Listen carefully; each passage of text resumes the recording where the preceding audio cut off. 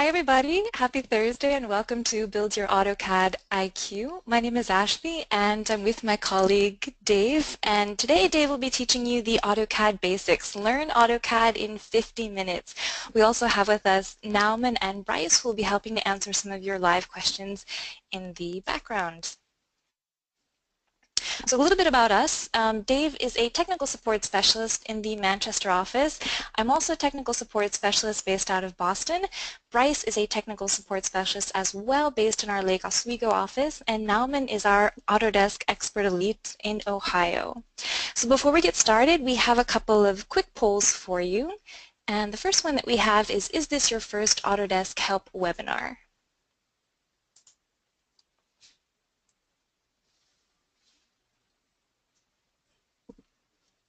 And we'll give everyone a few more seconds to get your answers in. And it looks like that was pretty quick. All right, so it looks like for 78% of you, this is not your first webinar, so welcome back. For 22% of you, this is your first webinar, so a very special welcome to you. And the second poll that we have here is which AutoCAD,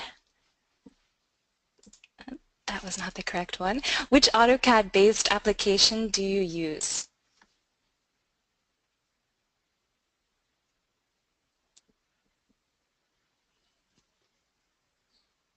All right, we'll give everyone a few more seconds.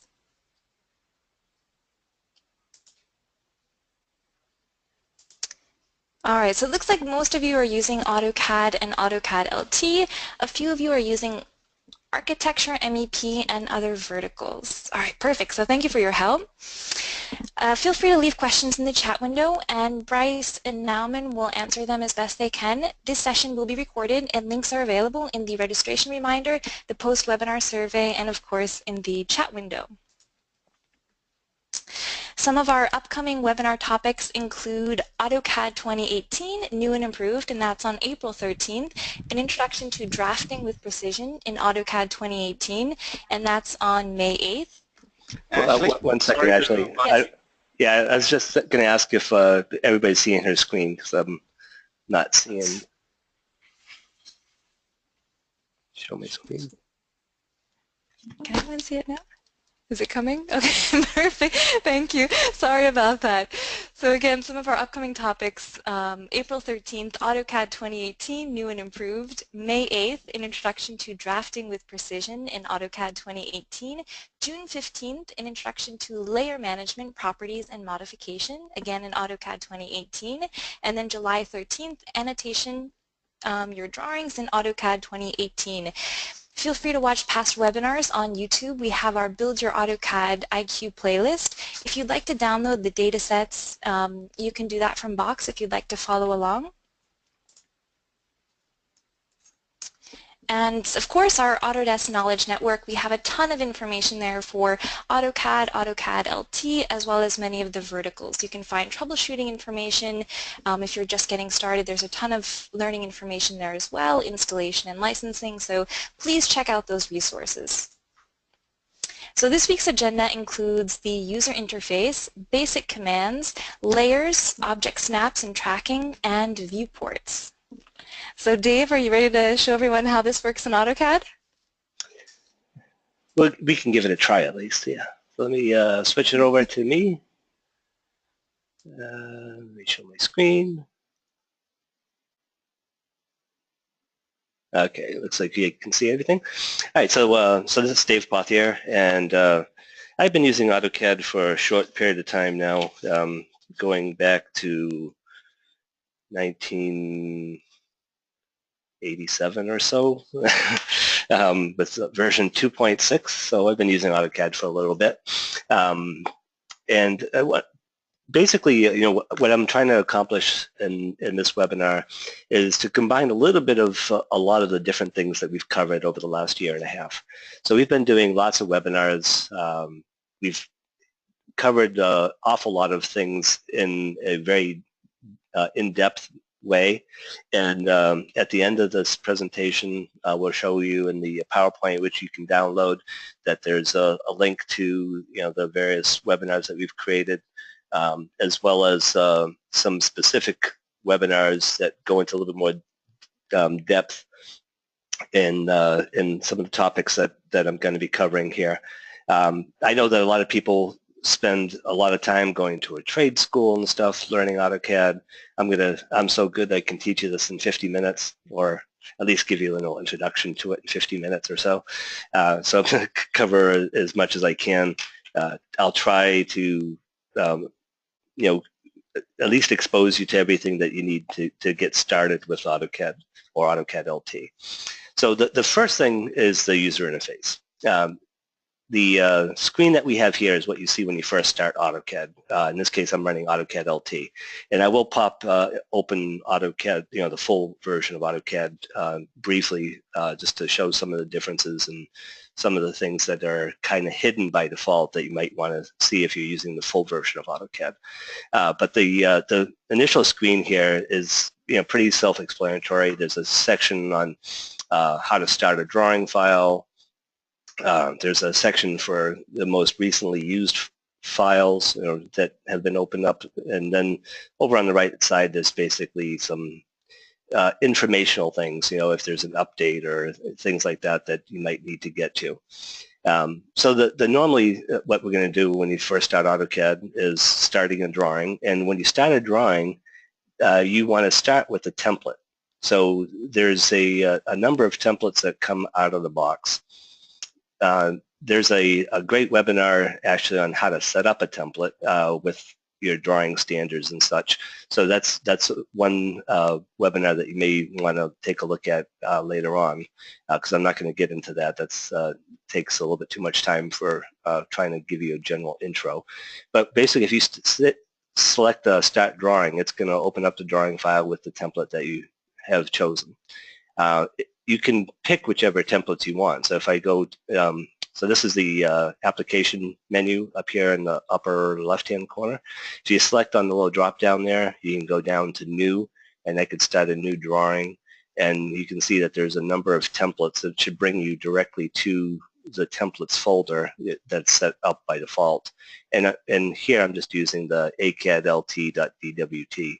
So there's a DWT file is a template file. A DWG is a drawing file. And they're really the same thing. It's just that the extension is identifying this as a template as opposed to a DWG file, which is just a general drawing. But you always want to be starting with a template, and preferably one that is set up for your company standards, with your title blocks, with your layout set up with your, for plotting and any layers that you might need, etc. So this is, once you're inside of AutoCAD, this is basically what you will see. And there's a couple of things that I always change in AutoCAD. It just makes me happy going back to the old versions of AutoCAD.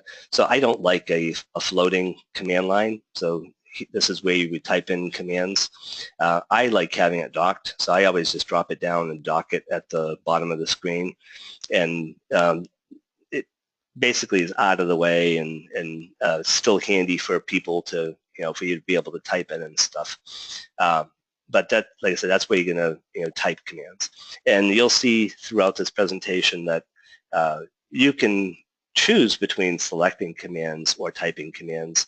I particularly like to type. Again, I've been using a computer for a long time, and I find it faster to type in L for line as opposed to going up and selecting the line command up in the ribbon. It's, your left hand needs something to do, and it's a great, great thing to use the keyboard once in a while. But so once you're in here, there's a couple of main sections to the user interface. And I apologize for anybody that has been using AutoCAD for a long time, and I'm not going to tell you to not listen into this presentation, but I will be covering a lot of little basic stuff in this presentation. So the main user interface, you can have the ribbon up at the top, and that's basically all of your drawing tools, dimensioning, layer properties, etc. If you go over to the Insert tab, you can insert different types of files or blocks. Annotate tab goes into a little bit more depth with more stuff about text and dimensioning, revision clouds, things like that. Parametric we're not going to really talk about today, but that's basically adding constraints to your file, and we're going to stay away from that for this presentation. View is going to be where we can open or close various palettes, which I'll talk about in a little bit. Manage is going to get into some additional things. Command alias is one that we'll probably take a quick look at, and then output for plotting, and then any of the add-ins, etc. But most of the time in LT, you're going to be on one of these first couple of layout tabs. As I said, down on the bottom, we have the command line. So if I just type in line, right, we can start a line command, and I can just draw a line.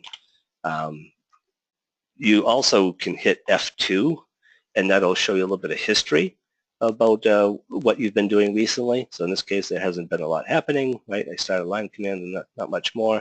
But sometimes if if I did like an ID of the end of this line and, did something else, right, that line or that ID or the coordinates of that line are no longer visible, hitting F2 will make that visible again so you can see what the coordinates of that particular point was. And then on the bottom here, this is really an important section as well, so your status bar. And that'll tell you the current settings of several different types of variables, as well as controlling various things like going from model space to paper space and stuff. There's actually a long list of things here. Ortho mode is one, right? Polar tracking, object tracking, so we'll get into this in a little bit. But there's more settings that are available. If you go over to the far right and you select on customization, you'll see that there's other things that you can see, like, if you want to see the coordinates of where your cursor is, you could turn that on. Dynamic input, line weights, all kinds of different things. Again, I'm not going to go into every single one of these components, but just let you know that there's more than what's set up by default, so you can turn things on. One thing that can happen, though, if you turn too many of these settings on, is that it can start encroaching on your layouts. So you might have a drawing with 5 layouts where the layout tabs will come out to, over here somewhere, right? To create a new layout, you can just pick on the little plus sign, and you can start adding additional layouts. But if the status bar gets too long, then what can happen is you can end up with the command line basically moving up and down because there's not enough room for things. So one thing you might want to do is just right-click on a layout tab, and you could tell it to dock it above the status bar, so that even if this extended all the way out to the far left edge of the screen, it's not going to force this to jump up and down. So that's a really common support thing that we get is, my screen keeps flickering, and that's really what the cause of that is. So you can have a whole lot of information shown, but just move the tabs up by selecting dock above the status bar. So let's talk about a few of the various palettes and things. So I'm going to go over to the View tab here, and the first palette I'm going to bring up is something called the Tool palette. And the Tool palette has some general blocks that you may or may not want to use. The little lightning bolts here are basically indicating that it's a dynamic block. And a dynamic block you can think of as a smart block, right? It may be that you can specify different scales for something. Maybe you have a door that comes in 2-inch increments, and you can have a different block for each of those 2-inch increments and automatically select one so you don't end up with a 30.5-inch door. This is going to be a 30-inch door, a 32-inch door, etc. But there's some architectural components in here. I'll just show you, like if I do a door. So a block is basically a collection of geometry and text and such. So if I select on this, you'll see that there's a little grip for the door size, and I can just select which size I want by using this block, and it's only going to allow me to jump into the sizes that I have defined. So that's kind of a dynamic block. I'll show you how to create a block in a little bit as well. So there's a bunch of stuff here on the tool palette. You can always right-click and create a new palette. Let's just call it My Stuff. And then you can add things to the palette at any point. So if I wanted this block on here, I could just take it. Actually, I'd have to save the file first. I'll just do save. I don't care where it is because it doesn't matter. And I can just drag and drop it to my palette, and it will add my block in there. I could even just take a line and drag a line on and create a line tool. And you'll see that when I drag the line on, it actually creates a smart little thing where I can say, oh, I really want an arc instead, and I can toggle between the basic types of simple geometry, lines, arcs, circles, so that I can just sit there and draw whatever I want. So you can drag just about anything onto a tool palette and create the tools that you use all the time inside of AutoCAD on your own custom palette. So that's tool palettes, and very, very powerful set of controls here, and definitely something that I recommend that you take advantage of. The next one is the property palette, and the property palette comes in two states, I guess, if you will. There's the full property palette, which is what you see here. So if I select on the circle and I look at the property palette, it tells me that I've selected a circle. It's on a layer, which I'll talk about in a little bit here as well, what the coordinates are, how big it is, etc. And if I pick on something else like a line, right, I get different settings. So it's going to give you the properties for whatever it is that you're selecting. There's also a quick access properties option that you could use. And that basically just shows a subset of the types of stuff that you're looking at. So it might just have the color and the layer and, you know, maybe nothing else. Right? It's just going to have just a couple of properties. So you can choose between either one of those things. So I don't know what happened to my tool palette. There's also something called the Sheet Set Manager. And the Sheet Set Manager is a way to organize files into a project. So for example, I have a project here. Let's see, recent webinars, this one. I've got a project here, and I've got a number of different drawings that I can open up for this particular project directly from this file organizer, if you will. So it's a great way to, you know, maybe if you're dealing with an architectural plan, you have floor plans and elevations and sections and such all listed in here, and you could plot out the entire project using the Sheet Set Manager with a single option, as opposed to opening up each one of those files and plotting things out. So it's a great way to organize things. And again, I don't have time to go into all of the details of what the Sheet Set Manager can do, but you can see that it has sheet lists, views, and model views, and you can have all of your files in a project combined into the single sheet set. Layer dialog box. Again, something that you end up using a lot inside of AutoCAD. And this is going to allow you to name layers however you want. So you see layers here like border and cabinetry and dimensions and foundations, etc., so that you can identify what something is in a drawing by the name that it's on. And then you have states like on or freeze. So you have on or off or freeze and thaw, basically, are the options here. On is a real quick way to turn things on or off. It basically just hides the geometry that's on the file. But freeze is usually a better option because freeze will actually not only hide the geometry, but it completely takes the geometry out of the display buffer. So when you do a regen or something that's causing a regeneration of the display, those objects will not be impacted at all. And then you have an option here called lock.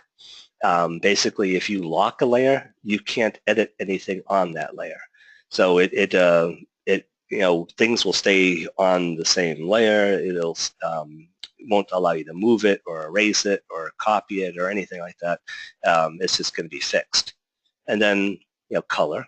People like to see things in various colors here. Right? If you look at the model display, it makes it a lot easier for you to see what's going on by changing things in color. Sorry about my mouse jumping around here. It's being a little fast. Line type. So not everything wants to be a continuous line, right? If I zoom in here, you'll see that there's a dashed line here. There are center lines, so long dash, small dash, dots, etc. You can have a dotted line type. There's all kinds of different line types, including you can do some complex line types, which again is a little bit much. And then in addition to that, you can basically override line weights and transparency. So transparency is how heavy do you want to see the object? Maybe you want something to fade away, so you can make it 50% transparent. And then the cool thing that was added a number of years ago used to be that basically we had this one layer called def points, which is a non-plottable layer, and that layer will never plot. But you can make any layer you want non-plottable just by picking on the little icon. So you want it to show up as a reference in the drawing file, but you don't want to see it when you plot out your sheet. You could just make these layers non-plottable. So that's that one. Let's get out of the way for a second. By the way, you can see that you can set these palettes up so that they will always stay open. So if you had like a second screen and you just wanted to have the layer palette open for whatever reason, you could just leave it open. Or you can pick on this little auto hide icon, and basically what happens is as I move my cursor over the bar, it opens up. Once I move my cursor off of it, it will collapse down to a single bar. So I'll show you another little trick here with the two palettes in a second. And then well, there's two other ones that I think that are useful. One is the reference manager. So inside of AutoCAD, it's a good idea to not put all your chickens in a single basket or all your eggs in a single basket. So what I mean by that is if you're dealing with an architectural floor plan like this one, this has all the elevations, the floor plans, the sections, the roofs, all in one file. I don't recommend that as a good practice. What I would do is I would have floor plan or something in one file and then reference it into another drawing for doing elevations and doing sections. So you can still have the base geometry in the file, but when you start having everything in one file, if this file becomes corrupt or you accidentally delete it or somebody overwrites it or whatever, you're basically completely out of luck. And the performance is going to be slower by having everything in one drawing file. So use external references to manage that. You can just say, I want to attach a drawing file. Go ahead and select the file you want and attach it to your drawing, and it becomes just something in the background that you could use. So XREFs are great, and all of these topics are covered in much more depth in a lot of the other webinars. And the last one that I want to talk about here is Design Center. And Design Center is a great tool for kind of stealing things from other drawing files. So if I look at, I've got this wall-based drawing open, and I can sit there and grab blocks, and I can actually pull a drawing or a block out of one drawing and drop it into my current drawing file. So it will allow you to, mine into one drawing and get stuff, whether it be dimension styles or blocks or whatever, from that drawing without actually opening it. So it's a great tool for sharing work from one drawing to another. So now you get all of these palettes open, and if I even with them minimized like this, you've got an awful lot of real estate that's being taken up by these things. So one thing you can do with these palettes, and I would recommend, is you can right-click on the edge of it and say, I want to allow docking, and then you can anchor it to the left or the right side of your screen. So if I just sit there and I start anchoring these, right, I'm just going to anchor them all to the left, but you could put some on the left, some on the right if you want to. So now I've got all my palettes all on that one little tiny edge of the screen, and if I hover over any of these, it'll open up to show you the entire palette. So it's a great way to optimize the workspace that you have within the within your drawing area. I mentioned I wanted to show something here in the full version of AutoCAD. So I'm just going to open up a new drawing inside the full version of AutoCAD. And you're going to see that in the full AutoCAD that there are some additional tools up or palettes up at the top. One of the most noticeable ones is Express Tools. And that's a great set of additional functionality that's only available in the full AutoCAD because it requires AutoLisp that AutoCAD LT does not support, but it's a great set of tools that will speed up your productivity. So you definitely want to take a look at Express Tools. But AutoCAD, the full AutoCAD also has 3D modeling tools and rendering tools in it, but you don't see those here in the default display. So to get those, you can simply either change the workspace, or I can sit there and right-click on the edge here, and I can show things like 3D tools, and that'll add that palette into the menu. So now I have my solids and all of the tools for doing 3D modeling that were not visible before. So it's a little hidden because it's not visible by default in the default workspace, but just know that you do have access to those tools as well. Okay, so that's all I wanted to show basically in the full AutoCAD. I'll go back to LT here. All right, so oh, actually I forgot about that too. Just making a note. I forgot something else I wanted to show. So a couple of things. I mentioned, do a zoom extents. So one thing is panning and zooming and all of that, right? So I just did what we call a zoom extents. So it'll zoom out and show you everything that's visible in the drawing. So that's the zoom command, zoom, and then extents, right? So I'll zoom out to everywhere. If you just hit the space bar, it'll repeat the command, and then I could say, I want to zoom on a window, and I just want to see what's in that one little space, and I'll zoom into that area. So there's various options for zooming around. The companion to this command is the pan command, and so it says pan, and that allows you to basically move around, but it'll stay at the same zoom factor. So you're still seeing the same amount of stuff, but allows you to move around within the file. So those are two very, very common commands that you use inside of AutoCAD.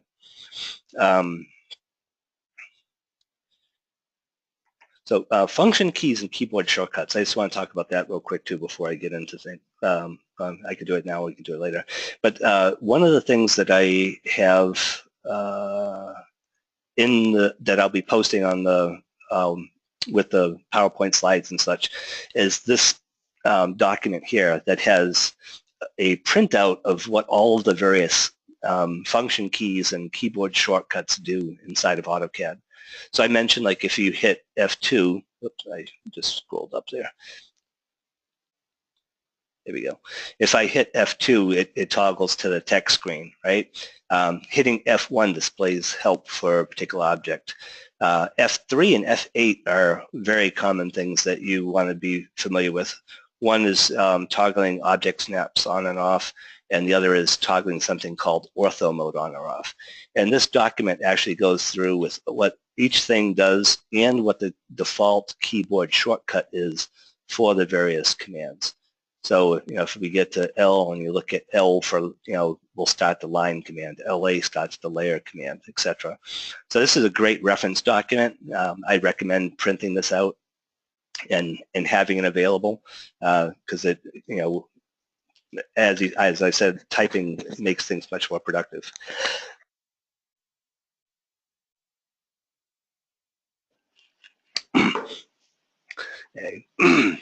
Excuse me.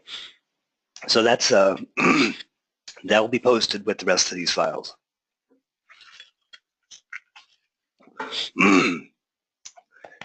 And hopefully I can keep talking because I'm gagging a little bit. Sorry about that. So we talked about the palettes and the user interface. Let's go through some of the basic drafting commands. So if we go over to the Home tab, you have basic tools like line, polyline, circle, arc, etc. Very simple to use, most of these. Some of these commands have multiple options for how things are drawn. Some of them are very basic. So if I just wanted to draw a line, right, I can just pick up start the line command or type L for line. And you can see that I give it a start point, and then I could do whatever I want, drag it in any direction that I want to. So I can just start picking and drawing lines. If you're drawing something like a building, maybe I want to make sure that I'm going off in a particular, just up and down, as opposed to just willy-nilly like this. So that's where the F8 key or ortho mode comes in. If you hit F8, it is going to force you into just the basic planes. It won't allow you to draw off at an angle. So I can guarantee that I'm going straight up and straight down. Hit F8 again, and I can draw wherever I want. So that's a great option. I'm going to kind of combine this with the object snaps real quick as well. Oops, zoom back out a little bit. So I mentioned a little bit about object snaps. It's object tracking, object snap settings. So there's a bunch of different object snaps that are available. And when you draw inside of AutoCAD, you typically want to be using an object snap. It's not good enough if I say, if I draw a line and I have object snaps off, and I just say, okay, that's about right, and I draw it in there. If I zoom in, you can see that I didn't actually get the corner of that line. But if I draw a line and I have an object snap turned on, it's going to actually snap to it. So you get this little marker showing that there's a point there, and it will guarantee that I selected that corner of that line. So you want to be using object snaps much more often than not when you're drawing inside of AutoCAD. So let me go back to look at this again. And these are the object snaps that are available for AutoCAD LT. So you basically have endpoint. It's going to get the end of a line or circle, or, well, you can't get the end of a circle, a line or a polyline or something like that. Midpoint will get the middle of an object. Center would be the center of an arc or a circle. Geometric center is a cool one that was added at last couple of releases, and basically you can draw whatever kind of shape you want as a polygon, and then it'll find the geometric center of that area for you, which is kind of neat. Node is an I won't say it's an odd one, but it is a little bit odd. It's for selecting something called a point, and a point is basically a dot within AutoCAD. So something that's maybe going to use as a reference or something, you don't really want it to show up in the drawing file, or want it to be very minor in the drawing file, but allows you to snap to things. Quadrant is again for round things, selecting the corner of a circle, if you will. Intersection, where something is meeting something else. Extension for kind of projected away from things. Insertion would be the defined point for a block or a piece of text or something. So that's useful. Snapping to something perpendicular to something else, tangent to a circle, so the edge and stuff. Near is just going to be anywhere along it but on something. So it could be any point along a line or along a polyline or along a circle. A parent intersection for what would be an intersection if you would extend things, and then you can also do parallel. So all kinds of snaps to help you with things. You can see here that I've only got some of the snaps turned on, and typically you don't want too many on because then you don't find the things that you really care about. So you kind of turn on the object snaps that are important to you and leave the other ones alone. So if I draw a line, I can get to the end point, or if I, do they have midpoint on? Oh, do you know? No, I'll turn midpoint on too. So I could go endpoint, or as I get down closer, I get midpoint, or I can get the intersection, and you'll see that the little icon will change based on what I'm snapping to.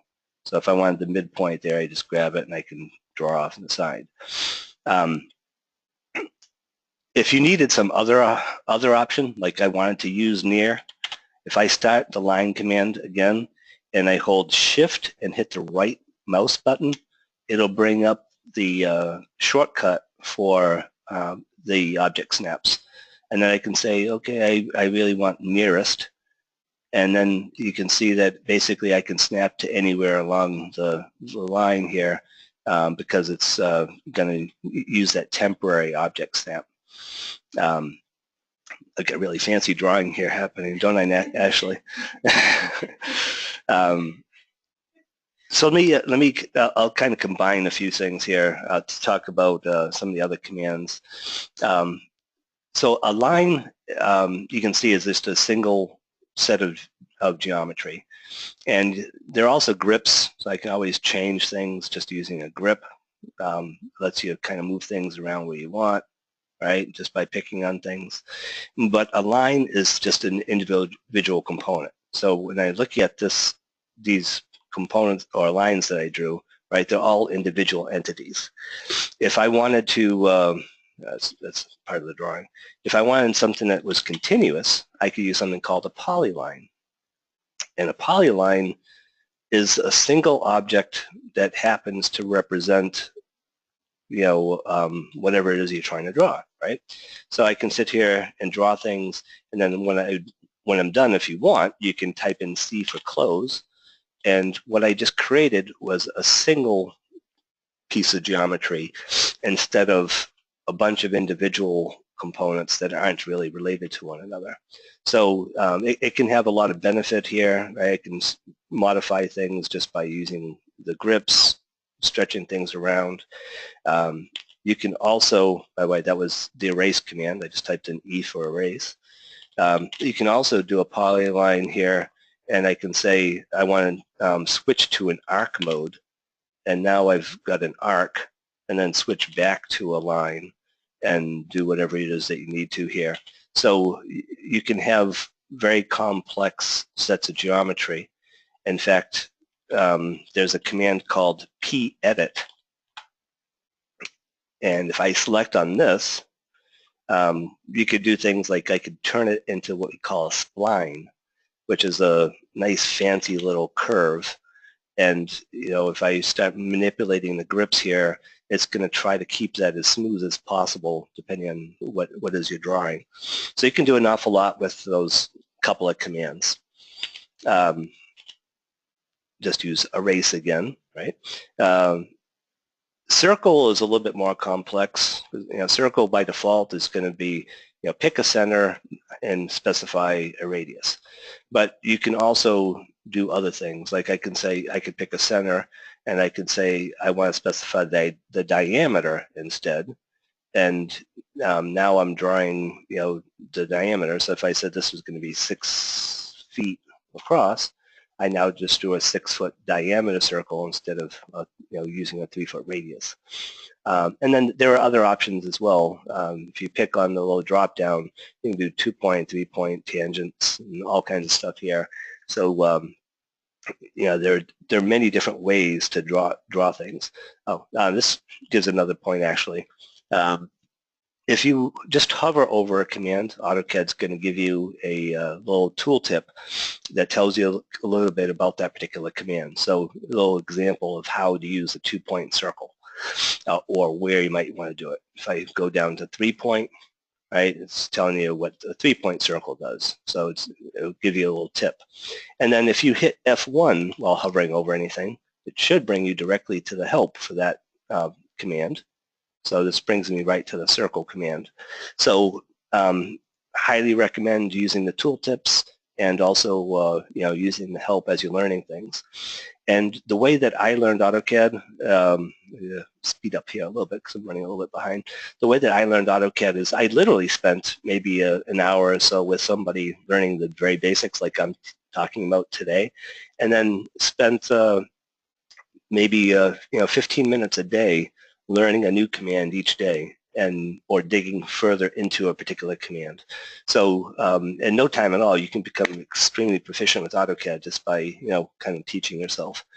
So arc is another basic command, right? You can just draw, it's basically part of a circle. There's some specialty types of things like rectangle, which I can draw any rectangle I want. There's it's hatch. There's a ellipse. So an ellipse is actually kind of a specialty little critter inside of inside of the geometry world. But you can draw true ellipses inside of AutoCAD. And then there's also a polygon. So if I pick the drop down here, you get some additional things: region, wipeout, polyline, donut, revision clouds, and somewhere in there's a polygon. But polygon, again, you can always type things, polygon. I can say I want a 5-sided object and I want it inscribed, and I can draw a pentagon or something like that. So there's the ability to draw all those types of things. Hatch is a really important one. So if I select on hatch, there's a couple different kinds of hatches, but they all work the same. So if I basically select hatch and I select on this geometry, it'll hatch it with whatever fill pattern you want. If I select it, this is also a really cool thing inside of AutoCAD, is it'll bring up a contextual tab with all kinds of different settings. I can change the pattern, or I could change the scale of it or something like that. So if I said scale of 10, I don't know if you can see that you can actually start seeing the hatch pattern there. I had it set up as too small of a hatch pattern when I first drew it. And you can preset all of this as well. So just a couple things about the basic editing commands. Erase is pretty straightforward. I pick on something, I hit erase, and it deletes it. If I want to move something, there's a move command, M for move, and I can move things around wherever I want, right? Stretch, and again, I like typing because it's faster for me than finding things in the ribbon, but stretch is it's all up here in the ribbon. Allows you to just make things bigger or smaller, right? Rotate. So rotate is basically going to give it a base point, and then I can, if I turn ortho off, I can just sit there and rotate it whichever direction I want. There's also dynamic input that you could use for a lot of these things, but again, we're going to try and keep things a little quick here. Trim and extend. Just going to move this up a little bit here just to get some overlapping geometry. So trim and extend, basically, if I select trim and I select some stuff, that it'll give you a little preview of what's going to happen. It's basically going to remove the pieces that I'm selecting here. So, get rid of stuff that you don't want. Extend is the opposite of that, right? If I select things, I should be able to select this. I can extend things out to other stuff so that it'll just, go out and meet. Fillet and chamfer. See, where do I have a good spot for fillet?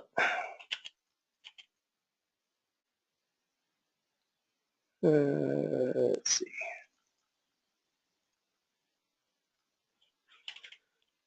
So fillet will allow me to pick two things, and it'll basically extend both of them so that they meet.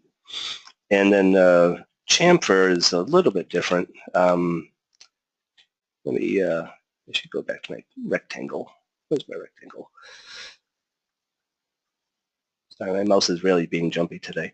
Chamfer is kind of it's very similar to fillet, but I can sit there and say that I want to do a chamfer with the distance of this far.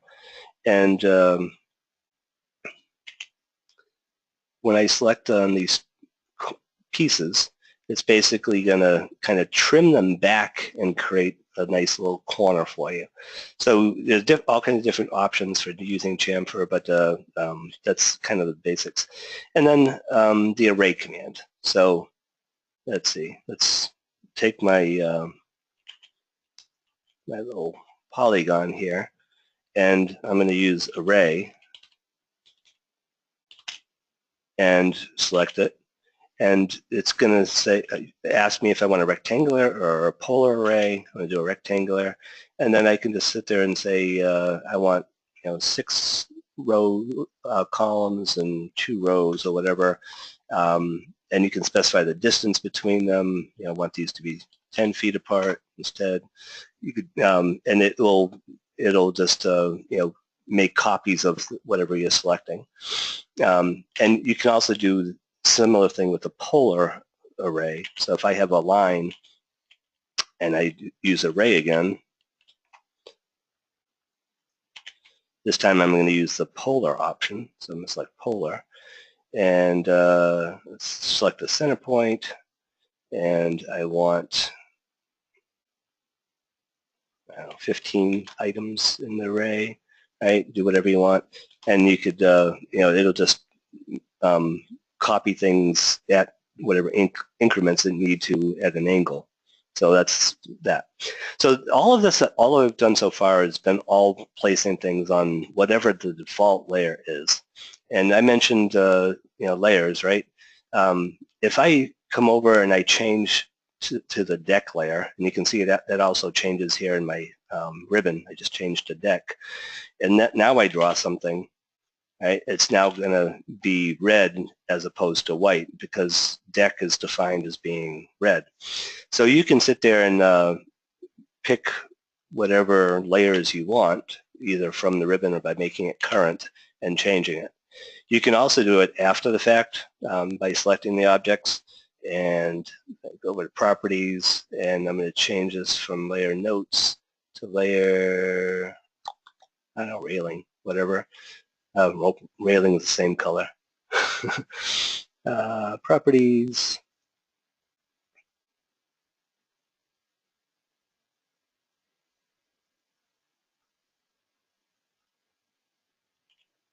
Oh, what's going on there? Colors by layer. Oh.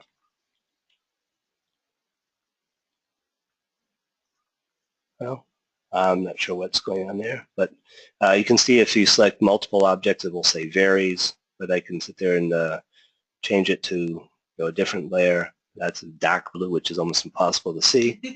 Okay, but you want to definitely use layers as you're moving things.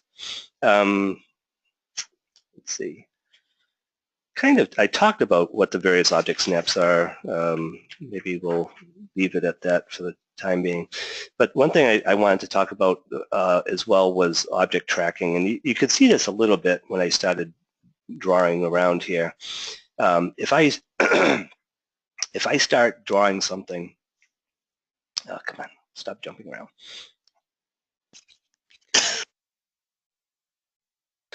And, oh, come on, stop jumping.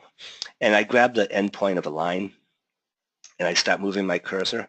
You see the green line that's showing up? This is a object tracking line. So basically it's giving you a preview of what's happening, but object tracking actually can be used for some pretty cool things. Like, so I just grabbed the end of that one line, and then I'm just going to hover over this other line and grab the endpoint there. And now you can see that I'm getting an extension of that. Let me just do that again so you can see it. So I get an extension of this one, and I get an extension of that one. And when I get to the intersection, it'll automatically show both. So I can draw a line from the intersection of those 2 points, or those 2 apparent intersections. It's a great way to instead of drawing something up and then trimming it and deleting it and whatever, you can just use those extension lines. And then the last thing I'm going to cover real quick is viewports and stuff. So if basically in AutoCAD there's model space and paper space. Model space is where you draw stuff. Paper space is where you plot stuff, is the simplest way to think of things.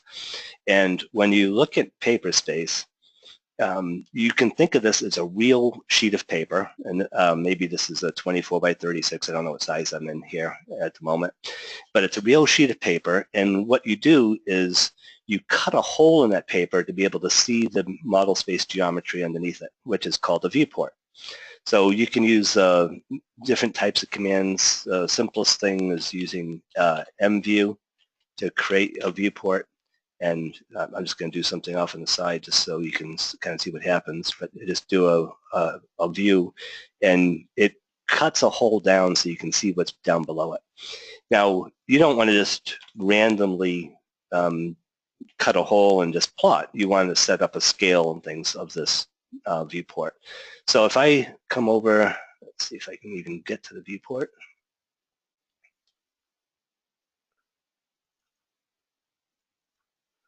Let's see, it's a block. I think my viewport layer is frozen. All right, so let me just create a new layout real quick.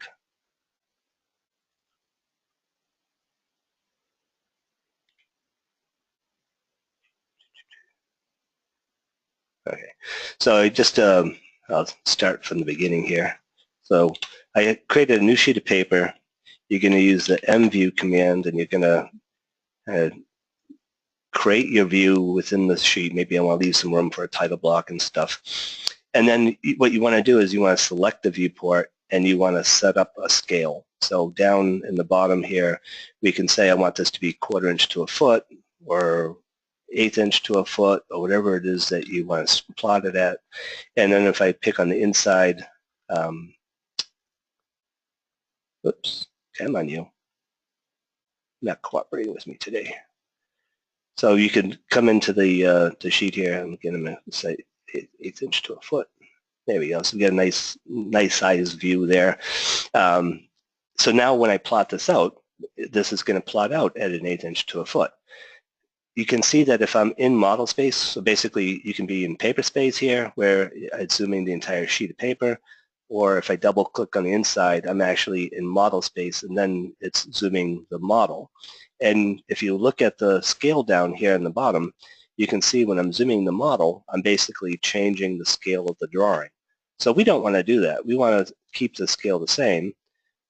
So I'm going to go in, I'm going to pan this over so you get the view that I want, and then go back into paper space, select the viewport, go over here to properties, and I'm going to say I want to lock the view at 1/8 inch to a foot. So now, even though I'm in, I go in and I'm in model space, if I zoom, it's maintaining that scale.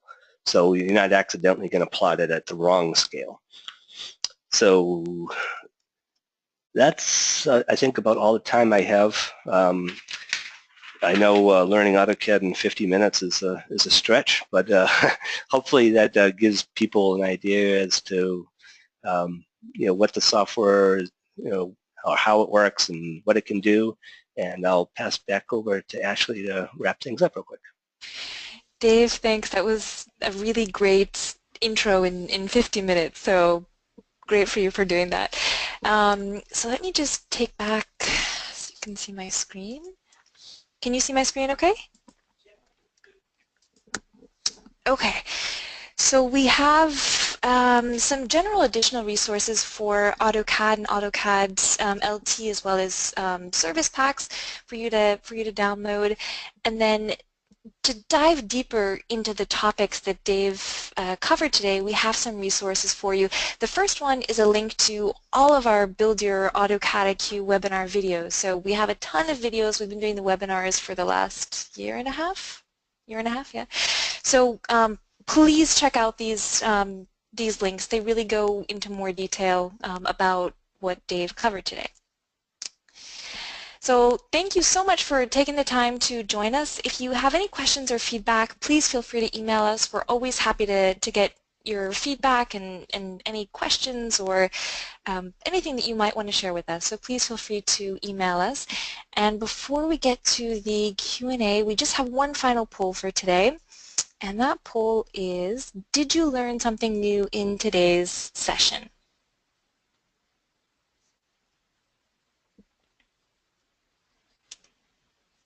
So that was a pretty quick poll.